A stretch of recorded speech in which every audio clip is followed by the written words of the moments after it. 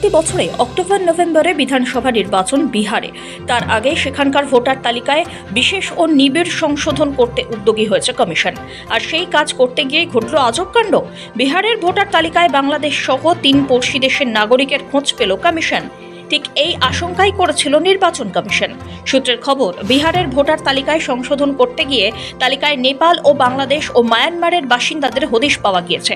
নির্বাচন কমিশনের বিহারের ভোটার তালিকা সংশোধনের সিদ্ধান্ত নিয়ে বিস্তর জলঘোলা হয়েছে। সুপ্রিম কোর্ট পর্যন্ত গড়িয়েছে মামলা। এসবের মাঝেই নির্বাচন কমিশন নিবিড় সংশোধনী শুরু করতেই উঠে এলো অবৈধ ভোটারদের নাম। জানা গিয়েছে, একাধিক বাংলাদেশি, নেপালি ও মায়ানমারের বাসিন্দাদের নাম পাওয়া গিয়েছে। তাদের কাছে Aadhaar card, ration card, domicile certificate পাওয়া গিয়েছে। প্রতিটি নথি বেআইনিভাবে বানানো হয়েছে বলে সূত্রের খবর। কমিশনের আধিকারিকরা জানিয়েছেন, যথাযথ তদন্তের পর তাদের নাম ভোটার তালিকা থেকে বাদ দেওয়া হবে। চলতি বছর 30 সেপ্টেম্বর বিহারের ভোটার তালিকা চূড়ান্ত প্রকাশ হবে। গত 25 জুন থেকে বিহারে ভোটার তালিকায় নিবিড় সংশোধনী শুরু হয়েছে। 26 জুলাই পর্যন্ত ভোটার তালিকা সংশোধনী চলবে।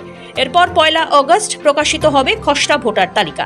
মোট 7.8 কোটি ভোটারের বৈধতা যাচাই করা হচ্ছে। নির্বাচন কমিশনের তরফ থেকে জানানো হয়েছে, বৈধ ভোটার প্রমাণ করতে পরিচয়পত্র দেখাতে হবে। এক্ষেত্রে আধার কার্ড বা রেশন কার্ড দেখালে হবে না, জন্মের শংসাপত্রও দেখাতে হবে। এই নিয়মকে চ্যালেঞ্জ করে তৃণমূল কংগ্রেস, আরজেডি, এনসিপি সহ একাধিক দল মামলা করেছে। এসবের মাঝেই গত 10 জুলাই এই রিভিশন প্রক্রিয়া নিয়ে একাধিকবার মামলার শুনানিতে সুপ্রিম কোর্ট নির্বাচন কমিশনকে নির্দেশ দেয়, আধার, এপিক এবং রেশন কার্ডও যেন পরিচয় প্রমাণ হিসাবে গ্রহণ করা হয়। এই মামলার পরবর্তী শুনানি 28 জুলাই। ঠিক তার আগেই প্রকাশ পাবে খসড়া তালিকা। শনিবার কমিশন জানিয়েছে, ভোটারদের কাছে 100% ফর্ম বিতরণ শেষ হয়েছে এবং 80.11% ফর্ম ইতিমধ্যেই জমা পড়েছে। অর্থাৎ বিহারের প্রতি 5 জন ভোটারের মধ্যে 4 জনই ফর্ম জমা দিয়েছেন। এই কাজের তদারকিতে রয়েছেন রাজ্যের মুখ্য নির্বাচনী আধিকারিক। ময়দানে সক্রিয় 38 জন জেলাশাসক, 243টি বিধানসভা ক্ষেত্রের নির্বাচিত আধিকারিক এবং 963 জন সহ নিবন্ধন আধিকারিক ঘরে ঘরে তথ্য যাচাইয়ের কাজ করছেন। এসবের মাঝে এবার বিহারের ভোটার তালিকায় বাংলাদেশ, নেপাল, মায়ানমারের বাসিন্দাদের নাম। এই আশঙ্কাই করছিল নির্বাচন কমিশন।